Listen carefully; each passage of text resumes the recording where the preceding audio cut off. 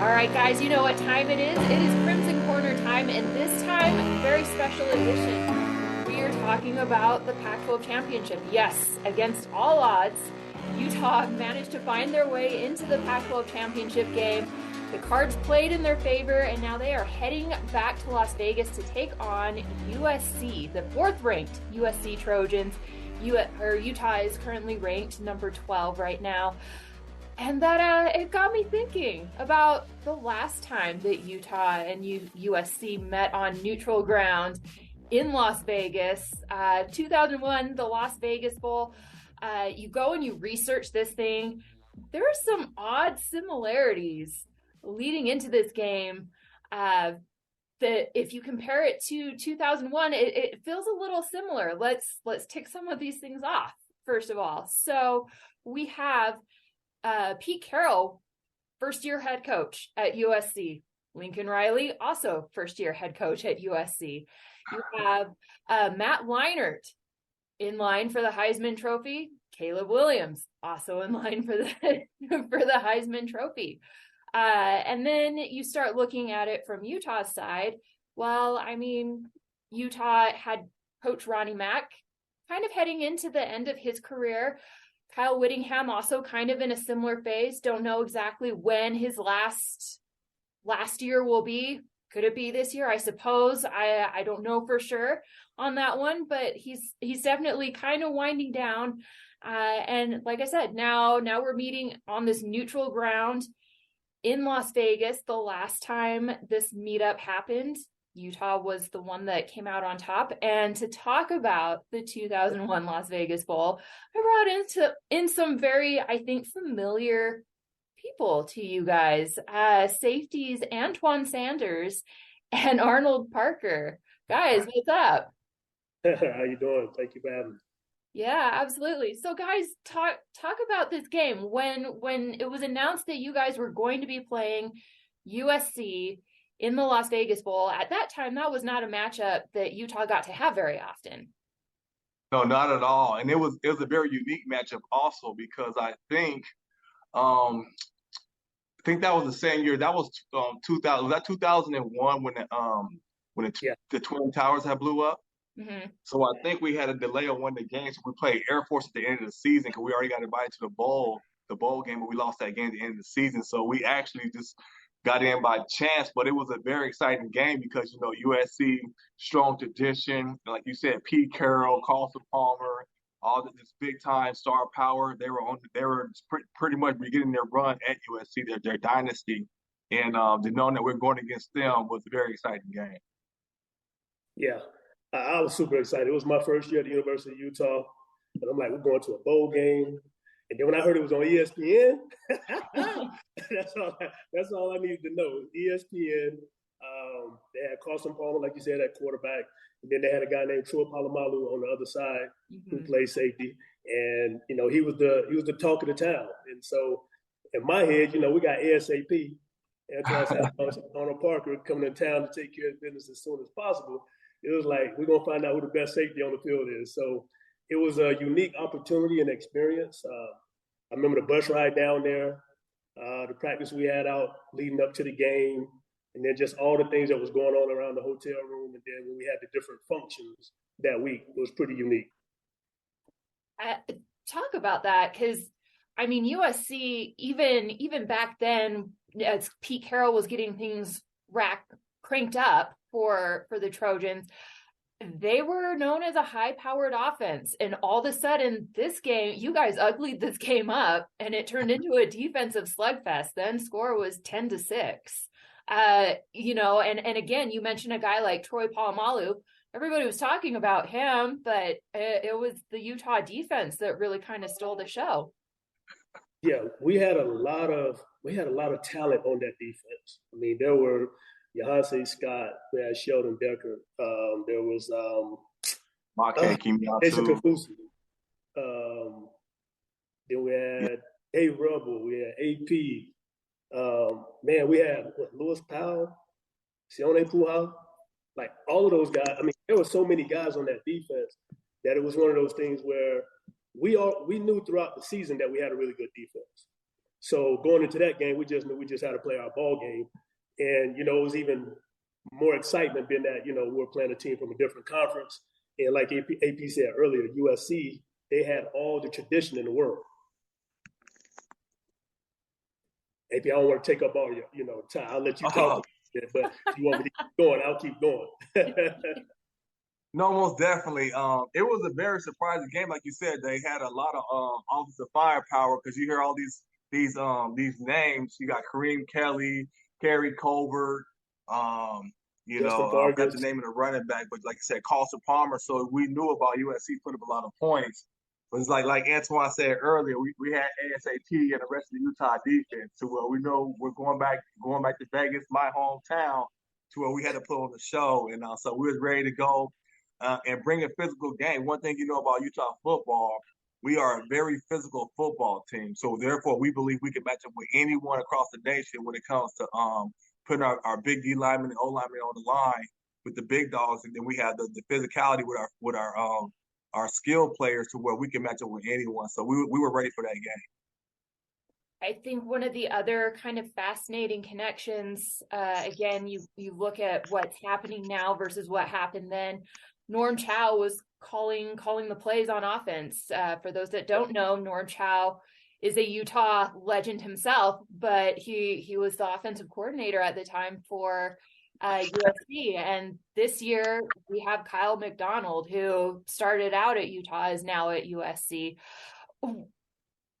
Now that we're kind of, you know, into this Pac-12 era, what do you guys think about all these kind of connections with USC? And did you ever envision or see a situation where Utah and USC would share so much history? Shared history, not so much did I see, you know, coming forward into fruition. But both programs doing good and being elite and, you know, having a chance to share the same stage, that's something I could envision. I think it's great for college football. I think it's great for Pac-12. I definitely believe it's great for the University of Utah. I'm looking forward to them again going down with that physical brand of football. And I don't want it to be a close game. I want to put the bang thing on those guys, but the similarities, it's impressive and it's very unique that you brought all those things up. So now it gives me a little more to think about. Yeah, most definitely. And you know, with college football changing, and then knowing that you're talking about, I mean, Utah is a premier program now, to where they are a legitimate top 10 top football program across the nation. To where it's like, you know, we say like, hey, they share this history. You know, maybe 20 years ago we would never thought they would share this history, but now it makes sense. You know, when you got Utah, USC, the premier programs on the West Coast of the United States, they're going to go back and forth with the top or up-and-coming coaches. So I mean, I think it's just a testimony what Kyle Whittingham has done with the program, to where he's mentored and built great coaches to where other programs want them, you know, and top schools going to seek them out. So kudos to Coach Whittingham. It's just too bad for Coach that's on the other side of the on the field, because we're hoping our youth go out there and stump them out this weekend. Speaking of Coach Whittingham, he was on staff when you guys played USC in the Las Vegas Bowl. Morgan Scalley, also a player at that time, little freshman at the time. Talk about these familiar faces still being involved with the team that you played for. Well, go ahead, Antwoine. No, you go first. Go ahead. No, I think it's awesome, man. Like I said, it's a great testimony to see like Coach Whittingham actually like I said, one of the premier coaches. He's out there, and you know, when you click on ESPN or Fox or whatever network channel, they're always talking about Kyle Whittingham, how great of a coach he is, and how great of a coaching staff he is. And the same thing with Morgan Scalley. Like, who would have known 20 years from now Morgan Scalley would be the one of the top defensive coordinators across the nation? You know, he came in as a running back, wide receiver. He transitioned over to safety, and now he's the guy. And he's running that same Utah defense, red line.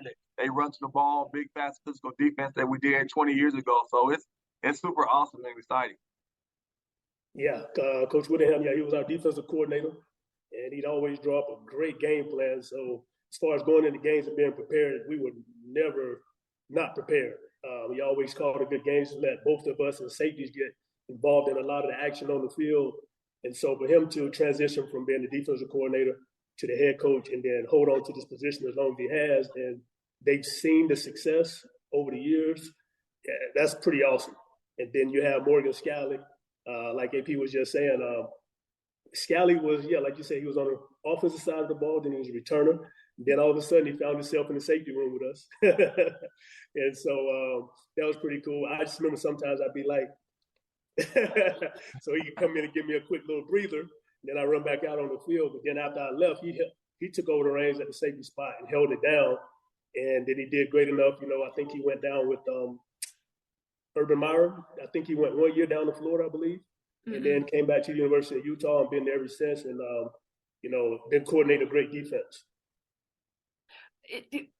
Talk about Morgan as a young player. What do you guys remember most about him? Did you ever tease him or give him advice? And what do you think about him now that he's kind of in this position that he's in with Utah?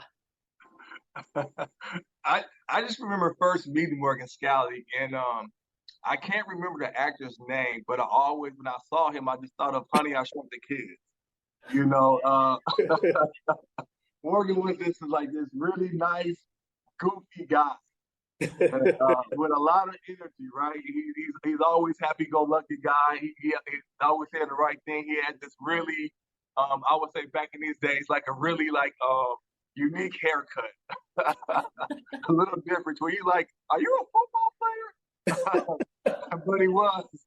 But Morgan has had a lot of energy, very positive. I mean, you knew he was something special, that he was going to be a heartbeat for this program. And he is still to this day, to where it's it's exciting to kind of see him out there because, you see that same smile, you see that intensity he has on his face. He's a natural leader, man. So it's very exciting. Yeah. Now, I thought he was fairly quiet at first when he got in the safety room. He always had little jokes here and there. He was a good guy the whole time. So me getting to know him, even when I see him today, he's the exact same person he was whenever we were in school together and playing ball, which I think the young men are benefiting a great deal from. So, for him to be, achieving the success he's having after, I feel like we were all grunts, like young guys playing football, and seeing us, the maturation process over the years is pretty unique. Talk about watching this program progress from Ronnie Mack, who you guys had. You just barely missed the Urban Meyer era by a year. And then how it's taken off from then. I would say the way the program is excelling now, I mean, I'm here in Salt Lake City, Utah. And so when building after building is going up, or different construction things are going on, and then I get a chance to go up there and I see things, I'm like, this is unbelievable. I mean, the footprint of the program, I would have signed the first day back then. When I came out for my visit, it was nothing like what they have today. I mean, it's like a 5-star hotel if you want to find something to rate it off of. And we always sit back and man, these guys are spoiled. So every time I go up to the facility, I literally go down to one of the little hot spots right next to the weight room. And they got free snacks and goodies. I'm deserving to take a few, it's okay. So I might throw a little bit in my backpack. But, I mean, overall, it's actually really beautiful to see because, again, we had a bubble. Now they got an indoor facility. We had this hard field in the back where we practiced at. They got these nice 2 turf fields. They got a barbershop in the building. It's unbelievable. And then they just added the new stuff to the stadium. The guys can eat around the clock. We used to be hungry. Hey, man, we're going to get something to eat from. So, what's the piece of toast? We always say Tostinos, toast. Yeah. The little dollar pieces. Tostinos. Yeah, that's it.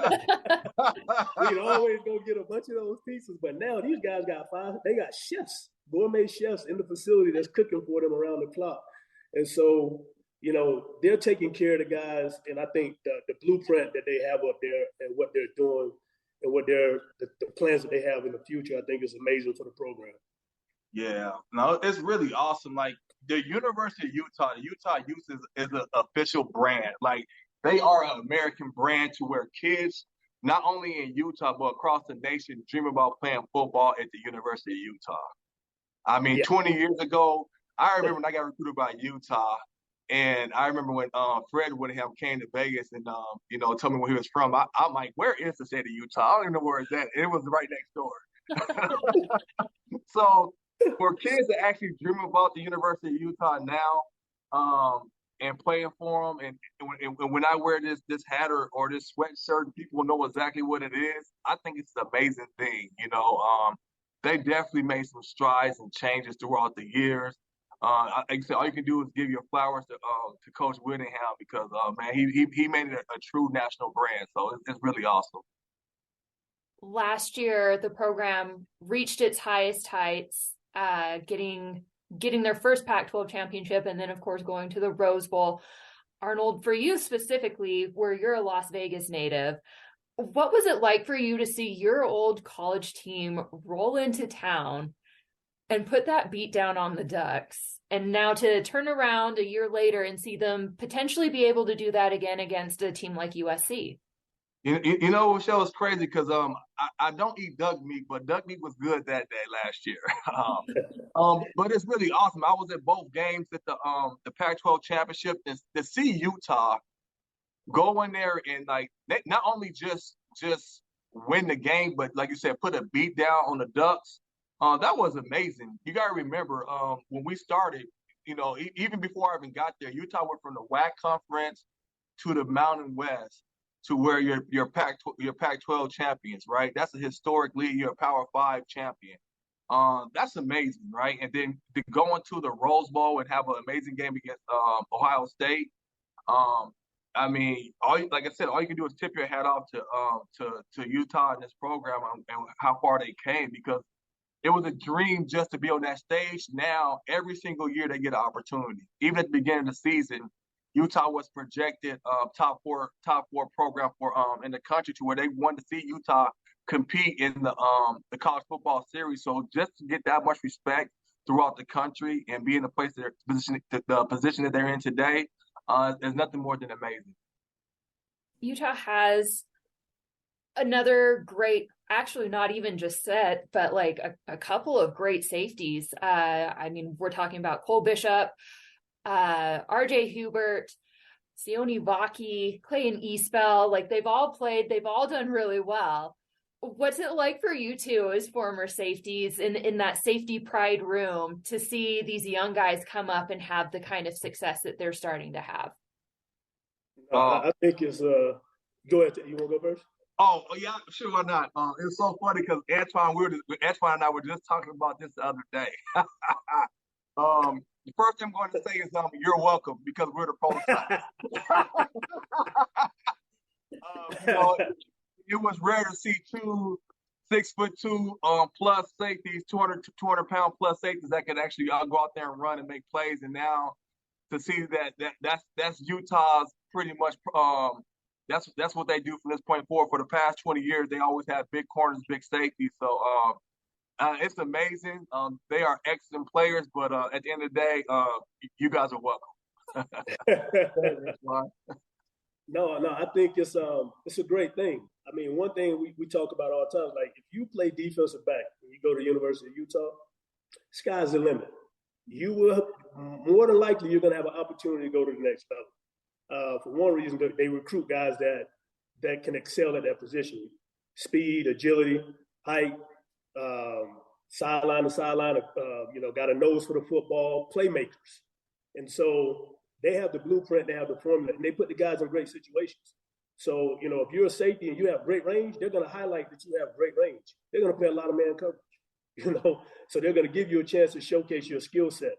That skill set is on display for not only for what you guys are doing and what they're doing in the conference and helping them win games, but it's also on display for professional football coaches across the country. It's 32 teams. So I think they've been doing a great job. And if you just look at the track record, every year there's guys coming out of there going into the NFL, and guys are having they're having staying careers where it's not just in and out. guys are actually getting in there and having an opportunity to play for a good period of time. So it's a beauty to see. And these guys that they have now, they lit the match. The flame is lit, and they're standing out there and they're doing their job. So that's great to see. I think one of the interesting things about what Utah's doing currently now is they still have a mix of, I mean, back in the day, you guys were under the radar guys that maybe fell through the cracks, had, issues with grades, whatever, that made you kind of fall down to where Utah could grab you and they saw potential in you and brought it out. Now they don't necessarily have to rely on that so much. They can get guys like Clark Phillips, like Jalen Johnson in, but yet they still also tend to find the Julian Blackmans that are maybe a little more of a project. What do you think about that mix on the roster of guys that are kind of ready to go and guys that, are maybe more projects or under the radar? Well, it's a beauty in the sense that if you have a coaching staff or a coach that believes in you that much, that they're going to give you the opportunity to develop. And that's one of the things. I love the fact that the transfer portal exists, but I also think it can be a detriment to a lot of young men. The fact that guys are jumping into the portal before, and I think a lot of guys are jumping in the portal before they're actually ready to play. So they feel like, oh, I got a 4-star, 3-star, 5-star rating. I should actually be playing right away. And it's one of those things where it's like, you're a young guy. You got a guy that's been in the program 3 years, 4 years. He understands how to go to class. He understands things he needs to do in the weight room. He knows the playbook in and out. You're coming in, you got to get acclimated in the weight room. You got to learn the playbook. You may be uber talented. You may be a little raw, but allow yourself time to be refined. And I think they're doing a great job of, getting the upper echelon, getting guys that could be upper echelon, but they're a little raw, need a little bit more work. And then those guys sticking with it, and then finding out their niche within the program, and then it benefiting them by them going out there and having excellent play on the field. So I think it's a huge. I think they've been having a huge success in that aspect. Yes, most definitely. I think it's a testament to what type of program they have beyond the field, because you know the type of guy that you're looking for, and you're able to get that guy. But at the same time, you have coaches that's invested to watching film, creating relationships, and bringing a guy that no one knows about, the diamond in the rough, to where they can bring them in and keep them there and sharpen their skills while they're there. So you're when we call it out here, the rose that grew from the concrete, right? No one was watching, but you still grew and you overshadowed all your adversities, and that's what they do. So it's like I said, it's a testament to Kyle Woodingham's leadership, and a testament to where they're truly developing youth within their program. Utah's already played USC once this season. I'm sure you both watched it. What were your thoughts on that first round between these two teams, and what do you think needs to be taken from that game and applied to this week's game? Containment. Caleb Williams, he could have went wild against them. I think every game that Utah lost, at least I think about the Florida game, I think about the the USC game was close. The quarterbacks got outside the pocket and made plays. I think if Utah contains them, keep the quarterback within the pocket, they got a great chance of winning. And to continue to play fast, but you definitely got to contain the quarterback. Don't let them get outside the pocket. And then on offense, stay physical. USC, as you can see, just throughout the season, they struggle with stopping the run and keeping the score down. So stay physical. Cam Rising, he's an awesome quarterback. We need the receivers to make some plays. I know our tight ends that beat up a little bit, but they still make plays each and every day. The running back step up. But we got to stay physical with the run game. Receivers got to make plays. And that's it. It's going to be a shootout. We know it's going to be a shootout. USC can put up points, but play physical on offense and keep contained on defense. That'll be my message to the team. Yeah, definitely. Offensively, play a physical brand of football. Pick your spots. Got to have a handful of big plays here and there to offset things, but play a physical brand of football. And then, when guys get a chance to make a play, make the play. And, no dumb penalties, things of that nature. Keep the game clean offensively. Defensively, again, physical brand of football. Like AP said, keep the quarterback contained. hit him every chance you get. And when you do get a chance to hit him, this is not the NFL, so you can lay on him. So make sure they hit him often as possible. As far as, coverage down the field, they just gotta, they gotta shadow guys, they gotta cover them all up. And when they get a chance to make a play, because he will give you an opportunity to make a play on the ball. So when they get a chance to make a play on the ball, make a play on the ball. But ultimately, they can't allow them to get a fast start. So they got to slow them down. And I think we got to eat up as much clock as possible offensively with a physical brand of football running the ball.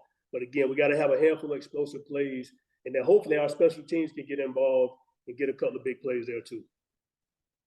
When you guys played USC in 2001, I would probably describe you a little bit the island of misfit toys. You were people that were on no one's radar, yet you came together and you played a really good game. You gave, highly desired guys a run for their money. Utah's not exactly in that position anymore. They have their fair share of guys that everybody wants, not quite to the same level as USC, but certainly a lot further along than they were in 2001. What do you see in this team that you maybe saw in yourselves in 2001? That's a great question. That's a great question. What do we see? Honestly, they're definitely Utah's they're way more balanced when it comes to talent. With this team right here, I'm gonna be 100% honest with you. Yeah. If you put me and Antwoine out there 20 years ago today, we can definitely go out there and play without a doubt. We're not just saying it because it's just us and not being biased, but we definitely go play with any group of guys. I believe we have the physical talent to play with anyone. But how I see them, they have, it's very unique, right? Like Cam Rising, he's an awesome quarterback. Like, he's a special guy. He's definitely going to play on Sundays one day. Trying to think what team we have though. We had Cliff Russell. Our receiving core is probably a little bit stronger than their receiving core this year, but you got the open offense. You got a great quarterback. You got an open offense. You have 3 or 4 elusive running backs. The Utah secondary is awesome. Like you said, with Bishop, I can't name all the other players in the backfield, but the cornerbacks, they have a lot of gifted guys out there. And then with Morgan Scalley doing the defense, I think he definitely mixes up a little bit more than Woodham. Woodham was more of a base defense. Scalley, he goes out there. He don't give you time to think. He's gonna go out there and put some pressure on that quarterback. Yeah, they're definitely more balanced. Obviously, Utah's a stronger program today than it was 20 years ago. So that's one thing I would say. They're definitely more balanced. I feel like the talent is. One thing I would say, the talent is really close. If I look at it, the Cam Rising, Lance Rice, close. But I mean, when you talk about the skill players from the DBs, obviously the cornerback positions might be a little bit stronger on this side of the ball than it was back in the day. But I mean, the talent is pretty close. I'm trying to think, was Steve Smith on our team at the time? Antwoine? No, he left the year I came. That was my first year, so he left the year I was there. So him and Dre were exiting that. Okay. I think we still had Cliff Russell, but I think we had some unique talent. Obviously, the offensive and defensive line.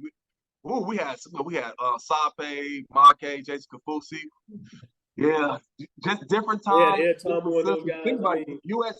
USC ran a pro style offense, right? 2 receivers. Now they run a spread offense. So it's just a different time and age to where your physicality, because USC obviously has speed, but Utah has the physicality that can put pressure on them. So I mean, it's just a different generation.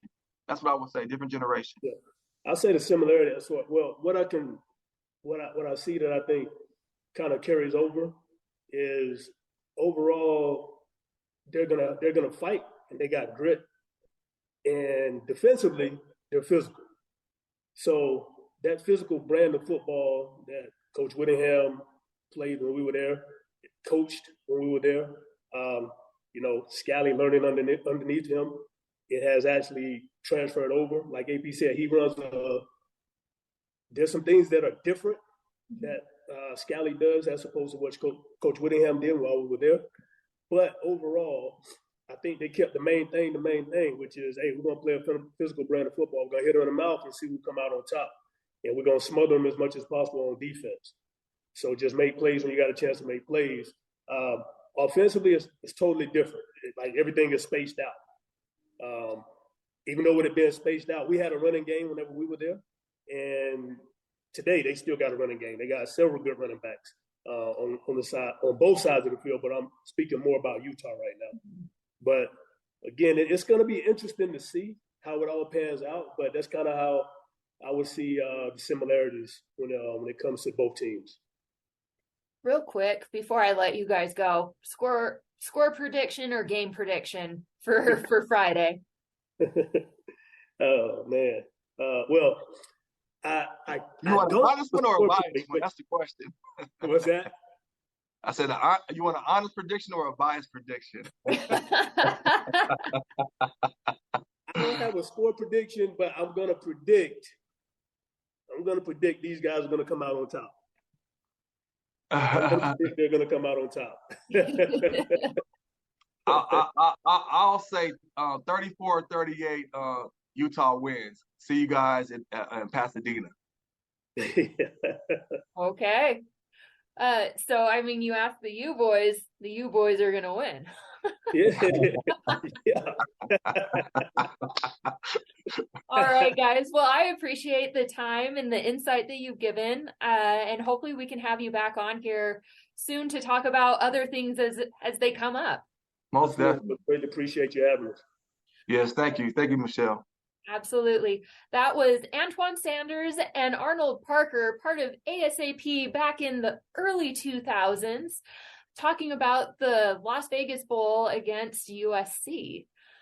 Utah is now facing a similar matchup on a neutral field. First time in, almost 20 years that these two are meeting on a neutral field. They've met several times since then, now that they're conference mates. But this is the first time they're back on a neutral field. So many similarities, parallels between these two games. It'll be interesting to see how it all plays out. This is Michelle Bodkin. You have been listening to the Crimson Corner. Hopefully I will see a bunch of you out in Las Vegas for the game on Friday. And as always, go Utes. Go Utes. Go Utes.